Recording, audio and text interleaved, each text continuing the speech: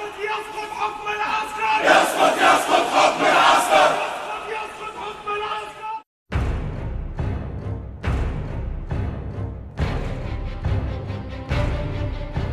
قوة عايزة تحتكر الحياة السياسية. يبتهج الشعب المصري الآن بالتخلص من الاحتلال الإخواني. كنت أتمنى أن أكون فعلا القبعة التي تظلل رأسه.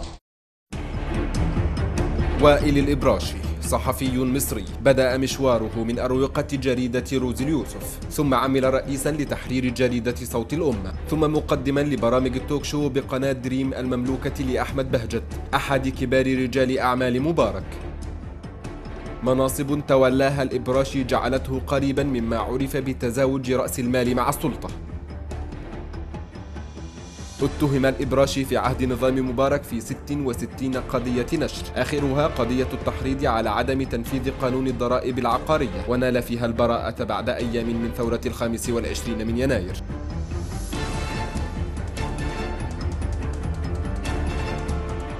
بعد الثورة تخلى الإبراشي عن ثوب الإعلامي المناضل الذي ظهر به في عهد مبارك، وكرد فعل على التشويه المتعمد من قبل الإبراشي للثورة والثوار في حلقات برامجه، أعلن القيادي الإخواني محمد البلتاجي مقاطعته لبرنامجه.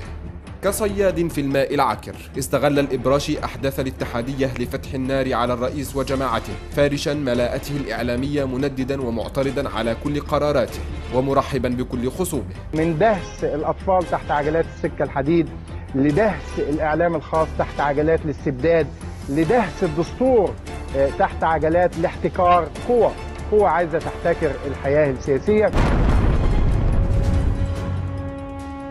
كانت فضائح الإبراشي مدوية صاخبة بنفس حجم الكذب الذي احترف ترويجه للمصريين ليظهر أمام الشاشات نتيجة خطأ فني، وهو يلقن أحد ضيوفه رافعا له ورقة مدون عليها ماذا يقول للمشاهدين. الشعب المصري العظيم اللي نزل وأبهر العالم كله بموجة جديدة من الثورة اللي هي بدأت يوم 30 يونيو. لم يكن وائل الإبراشي من الداعين فقط لتظاهرات 30 من يونيو، بل كان أحد المشاركين فيها، مطالبا الجماهير بالبقاء في الشوارع والميادين حتى رحيل النظام. البقاء في الميدان هو اللي خلانا ننتصر. البقاء في الميدان والبقاء لأكثر من يوم هو اللي خلينا ننتصر. في مساء 30 من يونيو خرج الإبراشي ليبشر المصريين بمقدمات حرب أهلية إذا لم تتدخل القوات المسلحة لعزل الرئيس ضد الاحتلال الإخواني على حد وصفه. يبتهج الشعب المصري الآن بالتخلص من الاحتلال الإخواني. صحيح في تساؤلات كثيرة، متى يسقط النظام بشكل رسمي؟ صحيح سقط شعبيا، لكن هل يمكن أن يكون بيان القوات المسلحة هو المسمار الأخير في نعش النظام؟ وفي أعقاب البيان التهديدي الذي أطلقته القيادة العامة للقوات المسلحة لكل الأطراف، ظهر الإبراشي منتشيا فرحا مطالبا رئيس الجمهورية بالرحيل. انتحر الدكتور محمد مرسي سياسيا، مات إكلينيكيا بعد بيان القوات المسلحة، ولم يعد متبقيا إلا نزع أجهزة التنفس الصناعي عنه بعد 48 ساعة. باللي حصل مع الإخوان شلنا الدكاترة، شالوا الكانسر. السيسي والقوات المسلحة عملوا كده اهو وطلعوا الكانسر رموه. تكتمل فصول المؤامرة الإعلامية التي كان الإبراشي شريكا أساسيا فيها بانقلاب 3 من يوليو، ليعترف أنه تمنى أن يكون قبعة ليظلل بها على رأس قائد الانقلاب العسكري. وائل الإبراشي لو كنت قبعة عسكرية بري على رأس من تتمنى لو وضعت؟ على رأس الفريق أول عبد الفتاح السيسي. كنت أتمنى أن أكون فعلا القبعة التي تظلل رأسه. باحترافية عالية في ترويج ونشر الأكاذيب، اتهم الإبراشي اعتصام رابعة والنهضة أنها أوكار لتعذيب البشر وأنها دويلة داخل الدولة. كيف تحولت رابعة العدوية إلى دويلة داخل الدولة؟ كيف تحولت إلى وكر للتعذيب، تعذيب البشر والمواطنين؟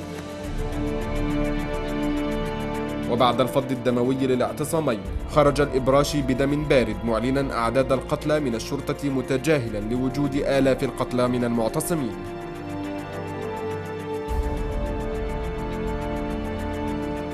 من أجل القضاء على الإرهاب وعدم عودة الإخوان. هكذا برر الإبراشي دعوته للمصريين بالخروج للاستفتاء على ما عرف إعلاميا بدستور العسكر. احتشدوا خلف الدستور مهما كانت الملاحظات، احتشدوا لإنقاذ مصر والإنجاح فور 30/6. وعلى ذات الوتيرة التي يتراقص عليها الإعلاميون في مصر ما بعد الانقلاب، خرج الإبراشي ليؤكد أن السيسي هو الأفضل لرئاسة مصر. حينما تكون بطلا فأنت لا تحتاج لكي تكون رئيسا. في مدرسة الكذب والكراهية للآخر نشأ وتربى وائل الإبراشي حتى أصبح ناظرا لها.